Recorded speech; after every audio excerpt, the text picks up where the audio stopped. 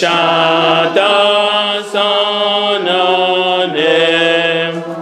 De Jésus la joie remplit notre cœur, qu'importe qu'envoie tout notre bonheur. C'est dans sa promesse, Jésus changera d'ayant allégresse quand il reviendra. Gloire à Dieu, terre écoute sa voix. Gloire à Dieu, monde réjouis-toi. Oh, venez au Père, Jésus est vainqueur, que toute la terre chantant son honneur. Amen. Éternel, nous te remercions, Père, de veiller sur nous, Père. Et nous te demandons de aussi veiller sur tous les gens qui sont en route. Et nous te demandons aussi de veiller sur nous durant le temps des fêtes, Père. Protège-nous contre les mauvaises pensées, Père. Les gens qui nous détournent de ta parole, Père. Sois avec nous, Père. Et nous te remercions, Père, d'être ici ce matin, Père, pour venir entendre ta parole. Nous te prions au nom de ton Fils Jésus. Amen. Amen. Ok, passez la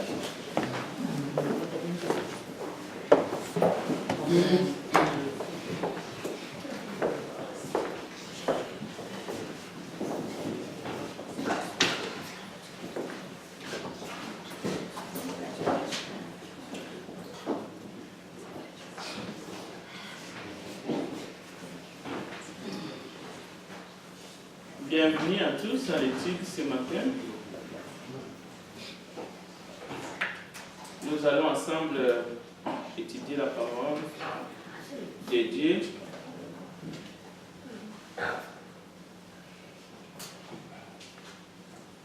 L'étude de ce matin sera basée sur une partie de la doctrine du Seigneur. Nous allons tranquillement regarder quelques exemples. D'abord, nous pouvons dire sincèrement que dans cette fin d'année, chaque fin d'année, nous nous portons à une réflexion profonde. Bien entendu, il y a ceux qui profitent de ce temps de fête pour être en congé, d'autres travaillent par obligation, d'autres travaillent pour aider les autres. Il y en a qui sont seuls, qui ont besoin d'être accompagnés. C'est très bien. Nous savons que parmi nous, il y en a qui sont au travail, d'autres sont en vacances, d'autres ont voyagé. Aux uns et aux autres, y compris nous qui sommes réunis, nous voulons d'abord accorder la place qu'il faut à notre Dieu qui nous a accompagnés depuis le mois de janvier jusqu'à maintenant. Et même les quelques jours qui restent pour que nous puissions entrer dans l'année qui va commencer, l'année nouvelle.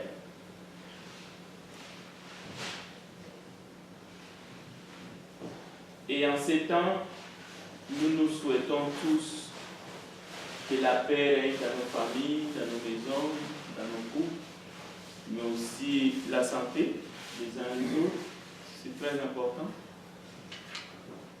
Et même la prospérité de nos âmes, mais aussi la prospérité sur le plan matériel. Pourquoi pas? J'introduis déjà l'étude de ce matin. Au temps de la Bible, au 1er siècle, lorsqu'on lit la Bible, même un petit peu avant, parce que l'histoire du monde ne commence pas au début de l'Église, on va trouver qu'à chaque époque, il y a eu des personnes qu'on appelle de marchands. Il y a eu plusieurs métiers au fait. Et parmi les différents métiers, j'aimerais citer quelques catégories. Vous savez, les métiers ont évolué avec les temps. Mais nous avons le vieux métier que nous savons.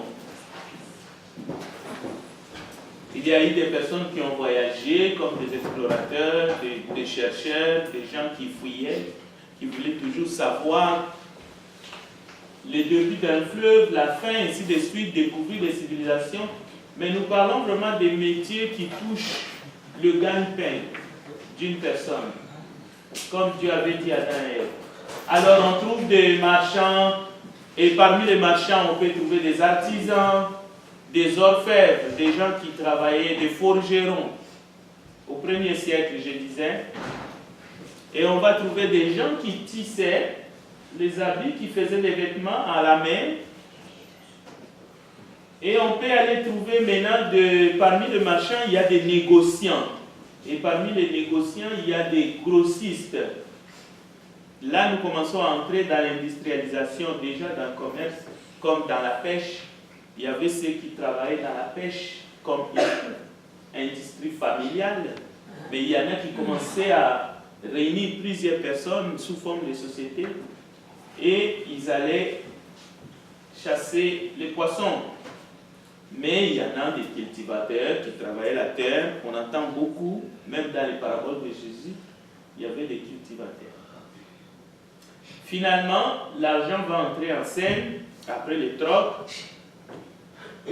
Et c'est là qui va nous intéresser aujourd'hui. Je vais d'abord prendre l'exemple de Joseph. Joseph, c'est un jeune qui est né dans une grande famille et rapidement il va avoir un don d'interpréter les songes, les rêves. On va le surnommer même le roi des rêves.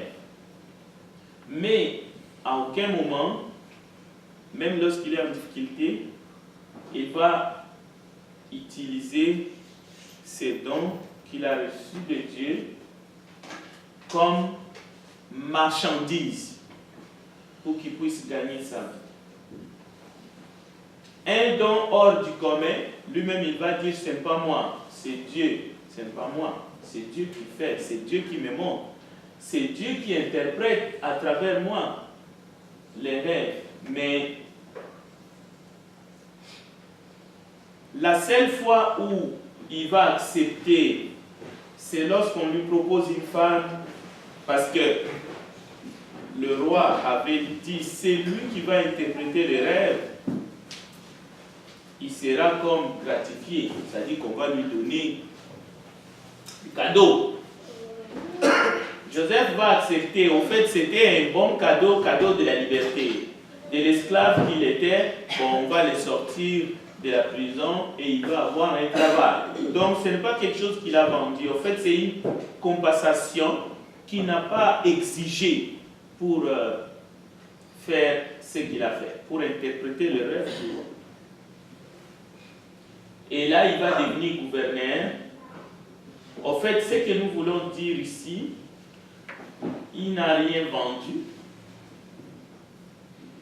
il n'a rien marchandé. Il n'a pas marchandé. Il a juste fait ce qu'il a fait à faire. Maintenant, j'aimerais qu'on sache tous que Dieu a ordonné dans sa parole que le seul moyen que l'Église, que Jésus est venu pour bâtir dans ce monde, le seul moyen que l'Église a pour sa mission sur la terre, pour continuer sa mission sur la terre, le seul moyen que l'Église a pour collecter des fonds, des richesses, évidemment, c'est la collecte. Pas n'importe quelle collecte, parce que le mot collecte, on peut l'utiliser n'importe comment. On peut utiliser le mot collecte pour quelqu'un qui va au marché avec son sac ou qui bloque la route et il est en train de collectionner les voitures. Ici, le contexte, c'est dans le cadre du culte. C'est un service. Alors, le seul moyen que l'Église a pour continuer la mission que Jésus a commencée, c'est par le moyen de la collecte, mais une collecte au moyen de la libéralité de ce membre, une collecte qui est faite le premier jour de la semaine, donc le jour est décidé toujours par le Saint-Esprit. C'est une forme d'adoration des croyants. Chacun donne comme il a résolu dans son cœur, sans aucune contrainte. Mais il y a aussi des dons volontaires. Un membre peut faire un don volontaire. Tout cela, mis ensemble, constitue comme un fonds pour que l'Église continue sa mission ici sur la terre. Nous ne voulons pas dire ici déjà qu'il y a un non-chrétien qui déciderait volontairement de faire un don qu'on va repousser. Non, loin de là. Mais quand même, l'Église ne prend pas l'initiative pour aller collecter les non-chrétiens. Cela veut dire que l'Église, selon les Écritures, ne va pas faire une collecte dans la rue. Ce n'est pas parce que l'Église est riche, mais parce que l'Église n'a pas reçu un mot d'ordre du Seigneur d'aller collecter les non-croyants, c'est-à-dire faire des suggestions. Même les gens du monde, vous allez remarquer qu'il y a des endroits, qu'il y a des parcelles, les gens du monde ont compris des quartiers, vous allez voir pas de colportage. Donc, le monde aussi le font. C'est-à-dire, ici, ne venez pas quémander. Alors, l'Église, nous aussi, nous n'avons pas une parole du Seigneur qui nous autorise d'aller faire des suggestions. C'est des gens qui ne partagent pas la foi avec nous. Sauf si eux-mêmes, peut-être qu'ils prennent l'initiative sans qu'on les oblige ou qu'ils viennent passer du temps avec nous. On ne va pas être aussi hostile pour dire hey, on n'a pas besoin de vous, tout comme on n'a pas besoin de votre argent. Ça deviendrait compliqué parce que Jésus ne l'a pas fait. Il a accepté que des gens même qui étaient hostiles, qui n'étaient pas totalement convertis, puissent participer dans la course. Mais ce n'est pas qu'il allait demander, quémander, ce qu'on appelle la charité. Aller racketter. Bien. L'Église commence à Palestine, donc à Jérusalem. La forme que l'Église commence à Jérusalem, c'est un groupe de gens, de chrétiens qui sont convertis, qui sont nés de nouveau. Donc c'est une communion fraternelle. Qu'est-ce qu'on remarque? On remarque que dans cette communion fraternelle, une fois que l'Église est établie à Jérusalem, plus tard ça va aller en Grèce et ainsi de suite, ça va aller en Samarie, ainsi de suite. Plus tard encore, après la mort de tous les apôtres, on va voir l'Église va être à Rome, à Éphèse, ainsi de suite. Mais cette Église-là, selon la sainte doctrine, ça va disparaître. D'autres personnes vont prendre les relais de l'Église, mais sous d'autres formes. C'est là qu'on va voir que les choses vont changer. Alors je vous donne des indices ici, pour que nous comprenions l'importance de cet enseignement. En Palestine, on appelait les membres de l'Église une communion des frères. C'était une fraternité. Plus tard, en Grèce, ce qu'on appelle l'Église ne sera plus une communion des frères, ça va être appelé le christianisme, une philosophie. Les Grecs vont transformer ce qui a commencé à Jérusalem comme une communauté des frères et une communauté des biens. Et les Grecs vont l'appeler une philosophie. C'est comme si Jésus est venu avec une philosophie. Et ils vont développer la philosophie, vous savez, vraiment dans tous les sens. En Italie, ça va être différent. En Italie, ils ne vont pas appeler le christianisme une philosophie. Ils vont appeler le christianisme et l'Église une institution. C'est-à-dire, ils vont fusionner ce qu'ils ont appelé l'Église à l'État. l'Église devient une institution, c'est-à-dire qu'il contrôle tout. En Europe, un peu la France et les autres pays, là, et ils vont faire de l'Église pas seulement une institution, tranquillement, ça va devenir une culture. Si vous allez en Europe aujourd'hui, la France et les autres, ce qui n'est pas le cas, le Vatican a perdu aussi un peu le contrôle, mais toute l'Europe aujourd'hui, quand on parle du christianisme, de la religion, c'est une culture, notre culture. C'est ce qu'on dit aussi ici au Québec, parfois les gens disent, oh, les christianismes, c'est leur culture. Alors, ils gagnent la croix à la colline, au Parlement, au Québec. Maintenant, en Amérique, quand on dit l'Amérique, c'est vraiment les États-Unis. Hein. Vous pouvez exclure même le Québec, mais les États-Unis et le Canada anglais. Et ils ne voient pas l'Église ni comme une communauté de frères, ni comme une philosophie, moins encore comme une institution, comme les Romains dans les temps, au temps de César, pas l'Italie d'aujourd'hui. D'accord? On est au premier siècle. Ni comme la culture en Europe. En Amérique, l'Église ou la religion, c'est une entreprise à but non lucratif, c'est un commerce. C'est-à-dire là-dedans, il y a des boss, il y a des patrons, donc c'est un commerce à but non lucratif. C'est pour cela que vous allez voir même ici au Canada, on nous appelle une institution à but non lucratif, une institution de charité. Au fait, c'est ça. Mais en réalité, c'est un commerce. Pourquoi c'est un commerce? Tout est à vendre. Tout. Sauf rien. On vend. Non seulement on fait de la mendicité forcée, comme je viens de vous dire, c'est-à-dire on va aller racheter en dehors de l'église. On va vendre tout des Bibles, des livres, des baptistères, des terrains, des prières, des chants, tout. Les prières des morts, des CD, des DVD. En fait, c'est vraiment un champ ouvert où on vend tout. La question est celle-ci. Est-ce que la vraie Église de Jésus-Christ va demeurer dans la sainte doctrine jusqu'au retour de Jésus? Dans le monde d'aujourd'hui, ce n'est pas l'islam ni la chrétienté qui grandit la croissance de l'Église. Non, ce n'est pas ça. Ce qui grandit aujourd'hui, c'est une société de consommation. C'est-à-dire, il faut acheter tout, il faut vendre tout. Plus tu achètes, plus tu as un pouvoir d'achat, plus tu es puissant. Si tu manques la capacité d'acheter, donc tu manques de puissance. Plus vous consommez, plus vous dépensez, plus vous êtes heureux. Et c'est ça qui va se passer dans ces quelques jours des fêtes, entre guillemets. C'est pour cela que nous avons des vendredis noirs. Je comprends ça, que les gens sont dans la rue pour aller acheter, mais quand l'Église commence à vendre, on organise des concerts payants.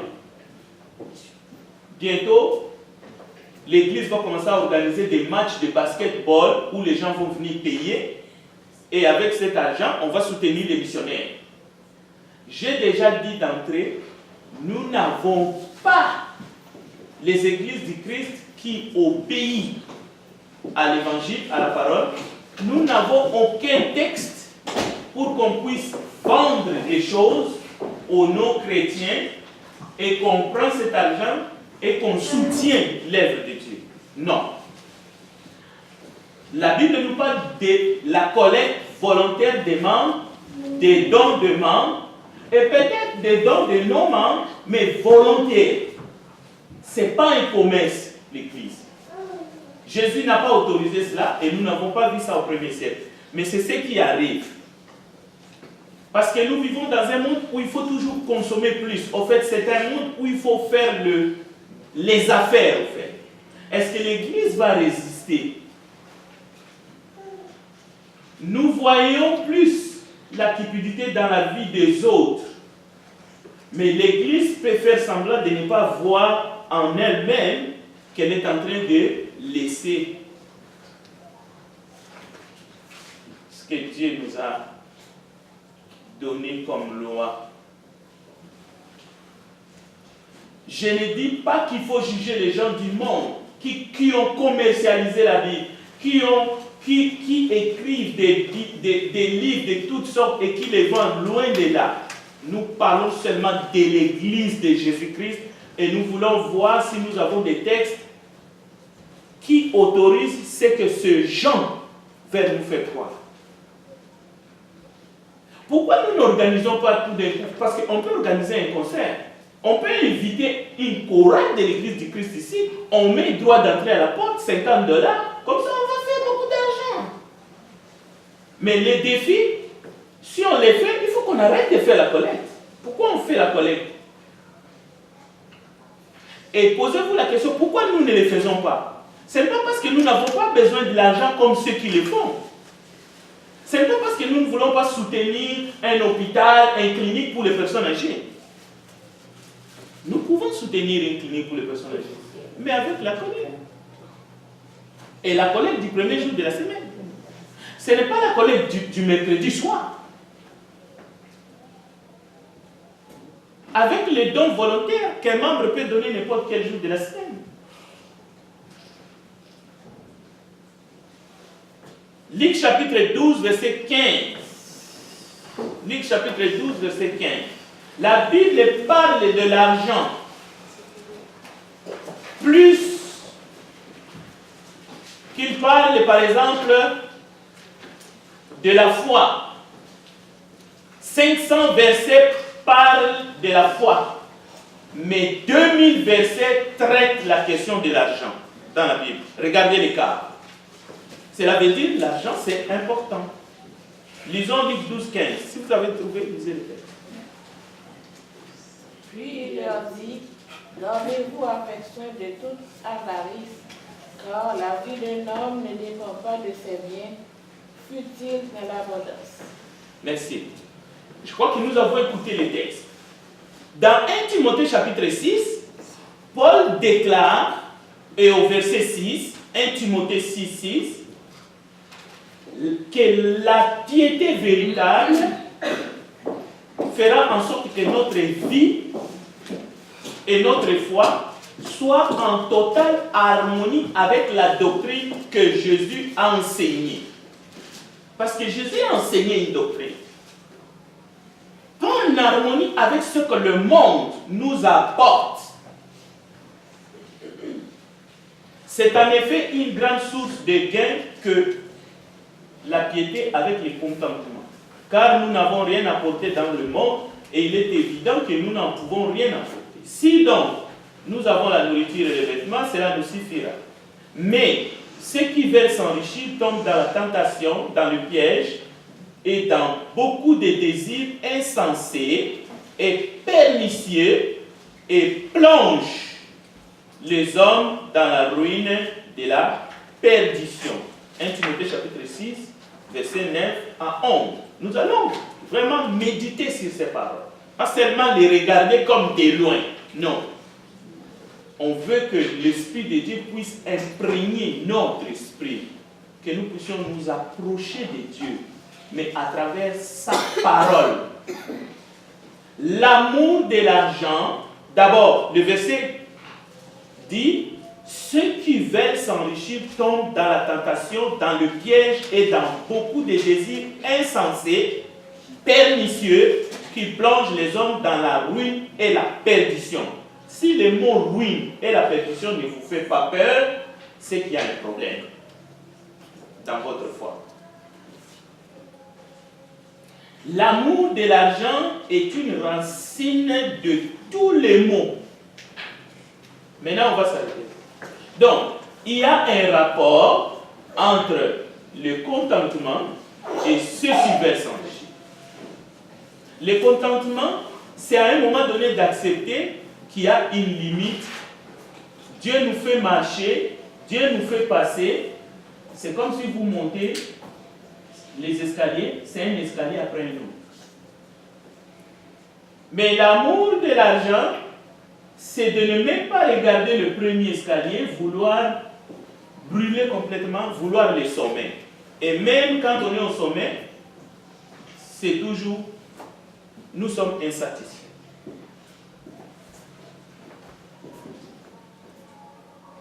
Si nous ne réagissons pas consciemment pour adopter, je dis bien, un style de vie qui glorifie le Seigneur, nous allons confondre la stabilité et la cupidité. La stabilité, c'est bon. La cupidité amène à l'enfer. Nous allons confondre l'amour de l'argent et le progrès. Le progrès, c'est bon. Il faut progresser. Vous savez, il y a un mot que j'aime bien. Quand quelqu'un travaille, il y a ce qu'on appelle promotion. Rien de compte. Vous pouvez avoir une promotion. Vous pouvez marcher un escalier après un autre. C'est très bien. Vous pouvez avoir une vie stable. Vous pouvez travailler. Mais ne confondez pas cela avec s'enrichir à tout prix. C'est-à-dire lorsqu'on sacrifie d'autres priorités. C'est ça que la Bible parle dans 1 Timothée 6. Spirituellement, les hommes de ce monde se prosternent devant l'autel du matérialisme. C'est cela la cupidité. Un état d'esprit égoïste et individualiste. C'est ça l'amour de l'homme. C'est ça qui fait des gens des consommateurs vaccinés. C'est-à-dire que tu es vacciné pour consommer, donc tu n'as pas le choix. Donc, tu travailles pour consommer. Toujours plus et de besoin plus. Et c'est facile de repérer. Vous pouvez les voir vous-même. Parce qu'aujourd'hui, avec la technologie, vous pouvez savoir combien vous avez consommé l'année 2017. Et vous pouvez voir ce que vous allez consommer en 2018. Donc, cela nous aide à comprendre le style de vie comme enfant de Dieu. Est-ce que ce style de vie glorifie Dieu ou non? Le texte biblique nous dit l'amour de l'argent est la racine de tous les maux. Celui qui ne sait pas se contenter de peu ou de ce qu'il a ne sera jamais content de rien. Parole d'un savant.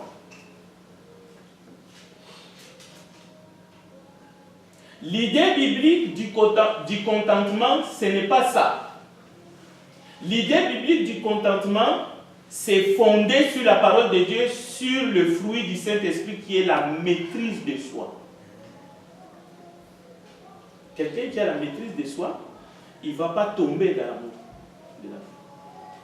Il ne va pas sacrifier les autres postes pour s'enrichir à tout prix. Jamais. Il va dire non, je ne vais pas aller plus loin, parce que si je vais plus loin, peut-être que je vais gagner plus, c'est ma peau que je vais laisser. Celui qui n'a pas la maîtrise de soi, il va agir. C'est pour cela qu'il y a une expression qui dit, c'est ceux qui prennent des risques qui réussissent dans ces mondes perdus. Païens aussi. C'est pour cela que le marketing dans notre société, ça nous pousse toujours à consommer plus, à la poursuite des richesses sans limite, parce que c'est fait pour ça.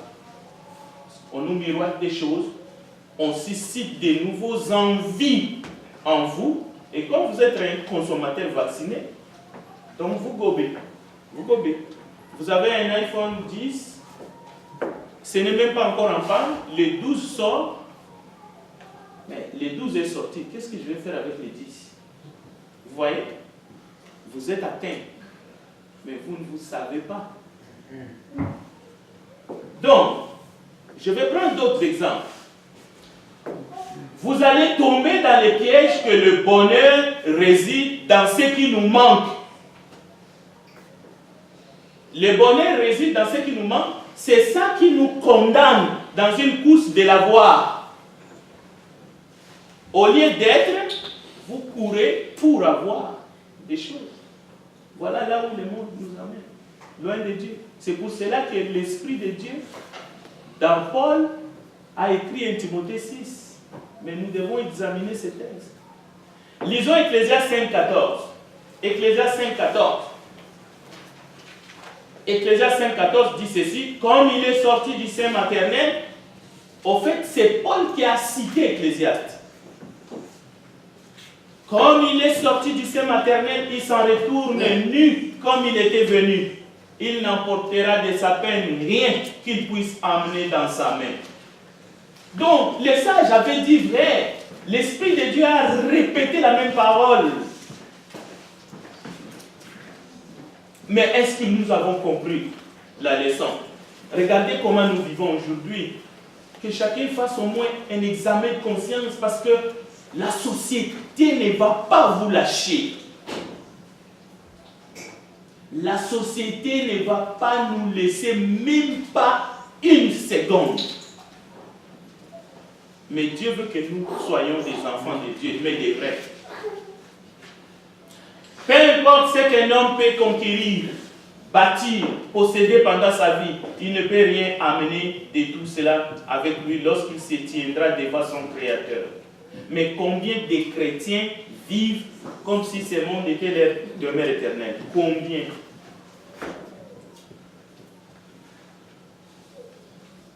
C'est justement le mensonge que Satan veut que nous croyions, de rechercher le bonheur dans cette vie et d'accumuler le maximum et de faire de ce monde notre paradis. Et cela nous détourne de notre véritable identité. Cela change le véritable but de votre vie ici sur la terre. Et souvent, on sacrifie la famille, on sacrifie la santé, on sacrifie même le travail de Dieu, on sacrifie tout. Un seul slogan: on n'a pas le temps.